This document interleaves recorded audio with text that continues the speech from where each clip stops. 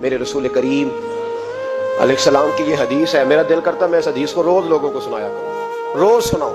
امام جلال الدین سیوطی نے لکھی ہے، اللہ کے رسول ایک دن فرمانے لگے فتح مکہ کے بعد حضور آئے تو مسجد بھری ہوئی تھی، پہلے چند چند لوگ ہوتے تھے، اب فتح مکہ کے بعد بھر گئی مسجد۔ حضور تشریف لائے تو صحابہ اٹھ کے کھڑے ہو گئے، حضور نے شان و شوکت دیکھی، مقام دیکھا اللہ کا دیا ہوا، تو محبوب رونے لگے۔ نماز مکمل ہوئی تو صحابہ نے عرض کی حضور آج آپ رونے لگے نماز کے وقت، کیا ہوا؟ تو محبوب فرمانے لگے مجھے میرے ماں باپ کی یاد آ گئی۔ ایک حدیث میں صرف اماں کے لفظ ہیں، ایک جگہ فرمایا مجھے اپنے، اور فرمایا میرا دل کرتا تھا کاش آج وہ دونوں یا دونوں میں سے ایک ہی موجود ہوتا۔ فرمایا میری اماں موجود ہوتی، میں تمہیں نماز پڑھانے آتا، میں سورہ فاتحہ آدھی پڑھ لیتا۔